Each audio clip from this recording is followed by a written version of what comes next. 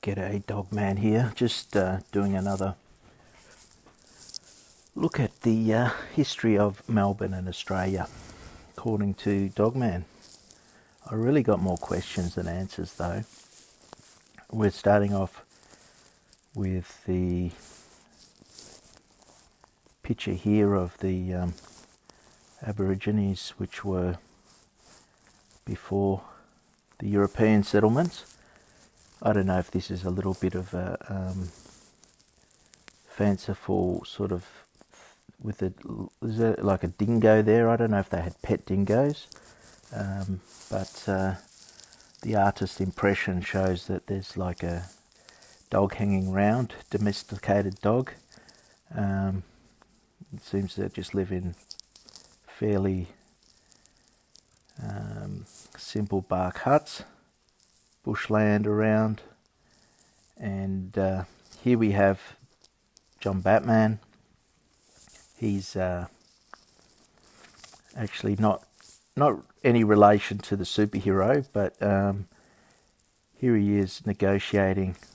He was said to buy the land off them for the items there on the blanket, some flour and beads and mirrors, etc. Scissors, I think.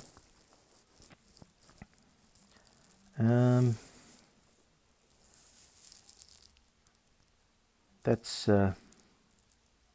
how it happened. Apparently, the English Crown sort of negated it, saying he didn't even have the right to, it wasn't even the Aboriginals' land, it was the Crown land, so he negotiated with the wrong people. But anyway, there we've got a picture of the, this is taken in 1858, so 23 years after the settlement of Melbourne, and they're saying this is where, it doesn't say where it is, but somewhere in the Victorian region. So this is what it was like for the settlers back then.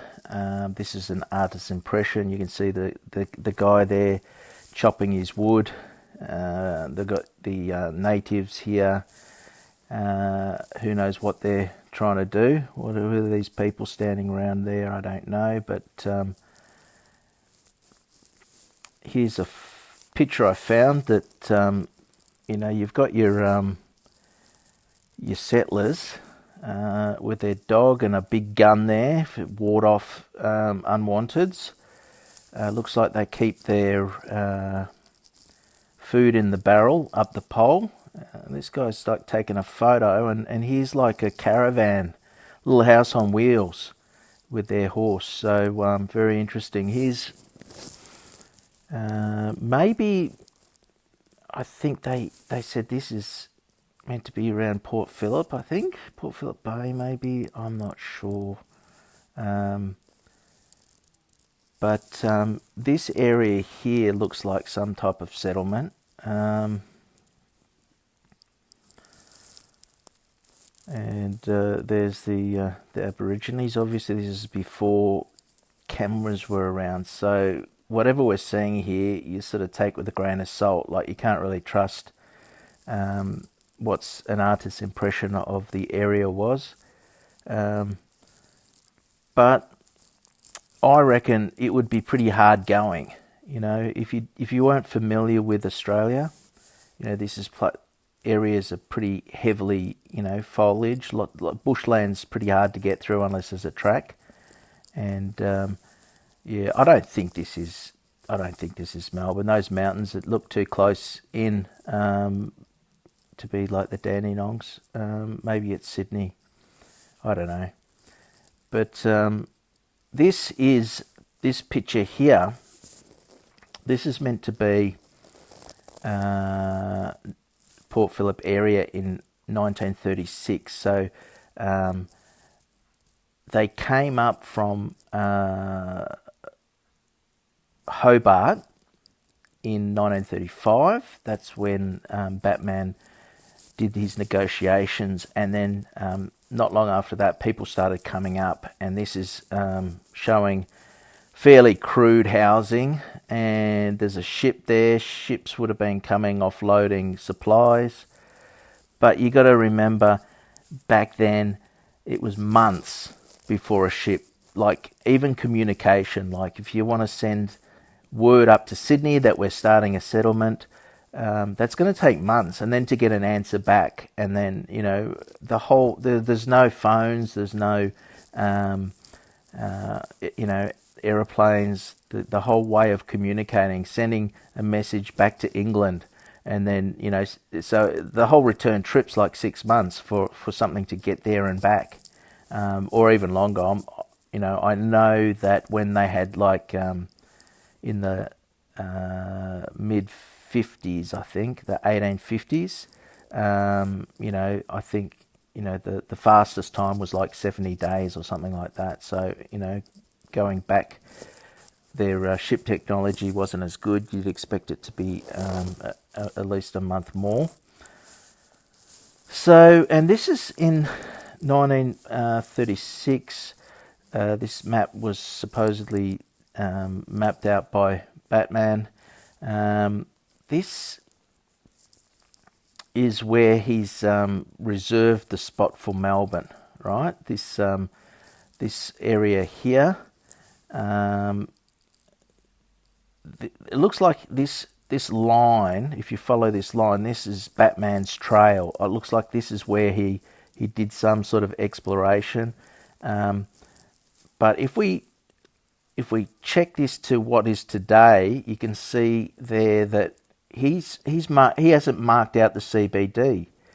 That lagoon is, if you see where it says Docklands there in the middle, so that's probably that's Docklands there. That lagoon became part of that Docklands area, which means that this reserve part is like, Port. What's it called on here? Port Phillip, or that's like St Kilda up there. So you've got like South Melbourne and is it? I think Western Port. No, that's not it. Sorry, I'm not good with me Melbourne suburbs, but Port Melbourne, I think it is. That's what I was looking for. So you can see there where he hasn't mapped it out perfect, but he's done a rough sort of idea. Obviously, it's changed. That bit there looks like it's been reclaimed. That square bit, reclaimed land, and this whole part here in the Docklands has been, engineered by people since then. But that river, even, I reckon he just did a rough idea. I can't see it changing that much in that amount of time. But and yeah, there's a close up: Port Melbourne, Princess Pier, the Yarra River, and then up in that corner is the Melbourne CBD. So that is off that section that he had reserved. So,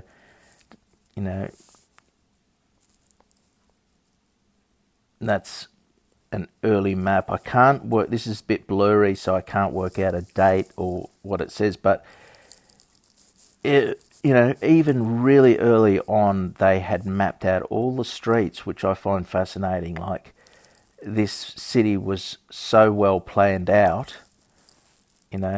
when someone decided that area, if we go back to this, this reserve township,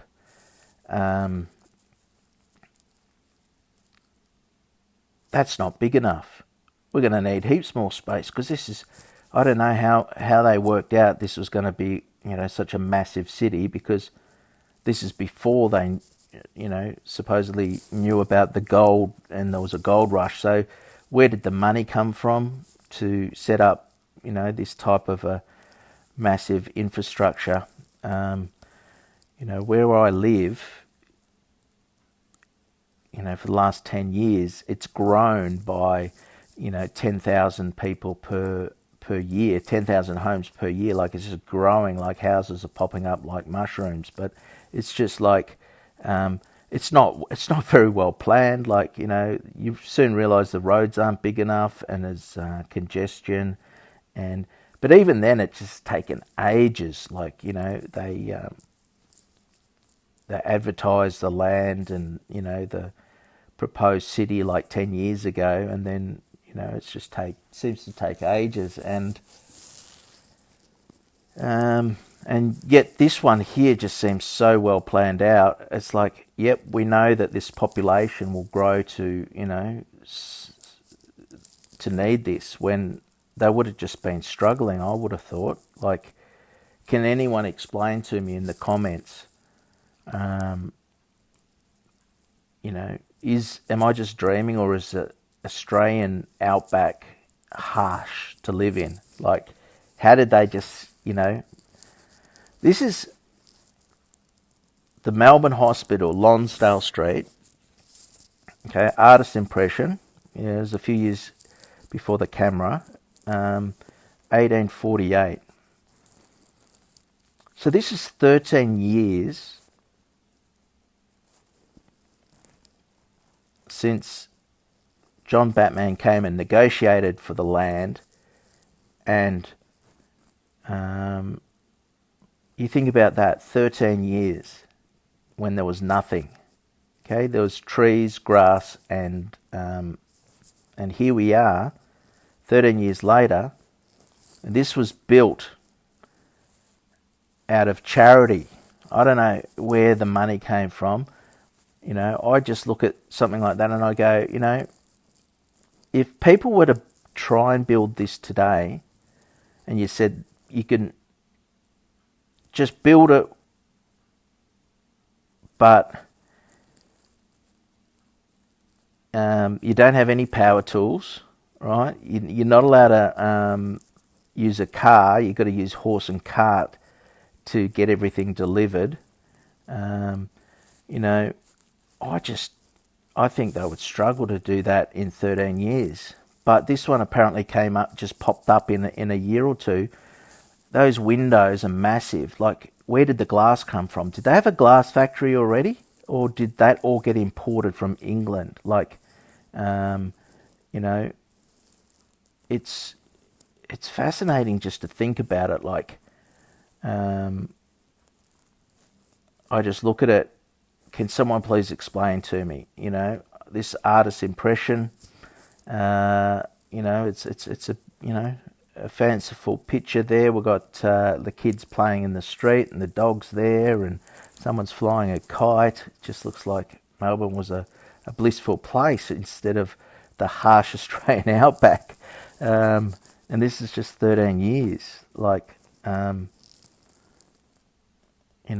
watched. It's taken years just to renovate the hospital around here, or there was a hospital in like a medical centre that they put in a suburb nearby, and it just seemed to take years to build. And they've got cranes and trucks, big concrete mixers, and here they've got nothing. So please explain to me, just run me by who designed it. Who designed this place? It's just popped up with this fairly elaborate type of, brickwork. There was a brick factory, but still, all these bricks get shipped from England. I don't know. So here's a picture of, this is, I think, mid 1850s. This is how I would imagine, the first hospital to look. Like, they've just used whatever they can, and, people are sick, they've just got to get something up quick, right? But this is more like an entertainment area. Apparently they had dancers there. I think they even had horses riding around in some type of little rodeo or something. Like, that's and this was just like a popular place for entertainment back in those days. But I mean, I find that style of building more, this looks like it's just been transplanted out of, Victorian England or something. But here we are. This is meant to be 1865. Wow, 1865. This is the hospital. So they upgraded in that amount of time. So you think about it, 48, 58, it's 10 years. So about 17 years, they said, I mean, I look at that and I say that must have taken 17 years to build. So they did this massive, mini hospital, and then they go, we can one up this, but we'll start now. And who designed this, I do not know. But can someone just please explain to me these elaborate? Is that cut out of stone, or is that a concrete mould? I don't know. Either way, seems very elaborate.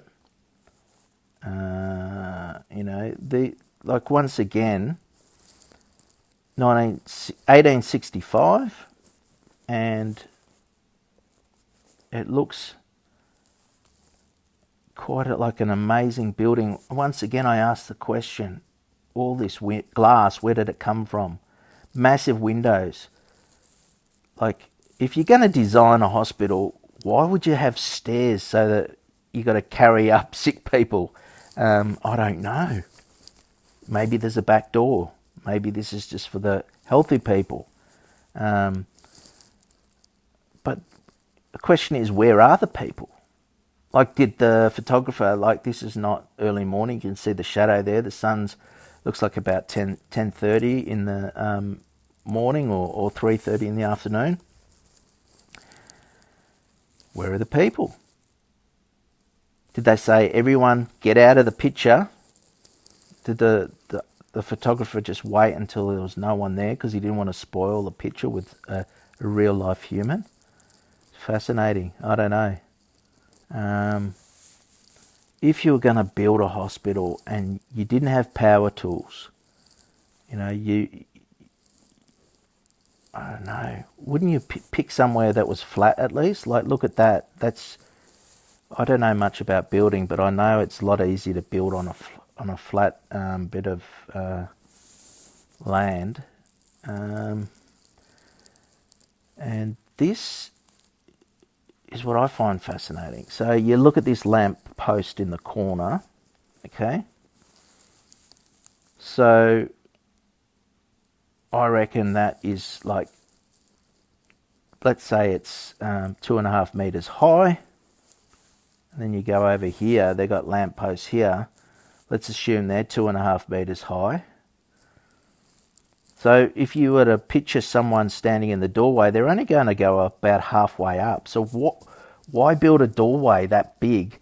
And then even at the top of that, I know when you're building a house, even just to have a little bit higher door or a little bit higher, it adds such an expense to the whole building. Why would they waste their effort building such a big door frame but then only having that size door? It makes no logical sense. And look how big the windows are. They're massive. I know you want some sunlight in there, but if you want sunlight, why are they all covered with drapes? Most of them. And yeah, just too many questions. So someone please answer. This is obviously a house for the office to people check in, I guess. But why? What? Look at this. This is like a really elaborate window. I don't know. It just seems.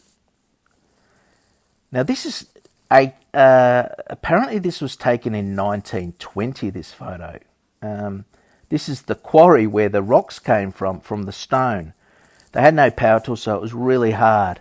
So you look at the background, these are the rocks. So that's where they're getting the rocks from, and yet they make that. Like, can a stonemason explain to me? Please, explain. I'm confused with this history. It makes no sense. It makes absolutely no sense. Now here is the final picture for tonight, or for this episode, should I say. This is Melbourne and this is, sorry, these photos are a bit blurry, but best I can do. I reckon that says 1846. A view from Collingwood. From a drawing by the late T.R. Trout, looks like. So, if this is 1846, this is 11 years. This thriving metropolis got built in 11 years. I mean,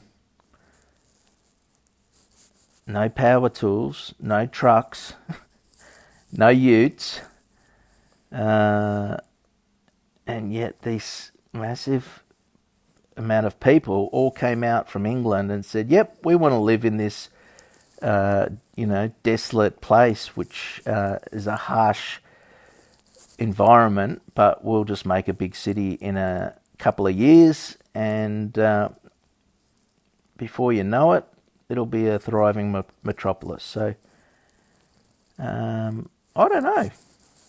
Please explain. Like, this is my the Dogman's history lesson, but really, it's history questions. I'm searching for the truth, and if anyone knows any answers, just share it in the comments. That's it for now. Thank you for joining me, and this has been the history of Melbourne according to Dogman. Ruff.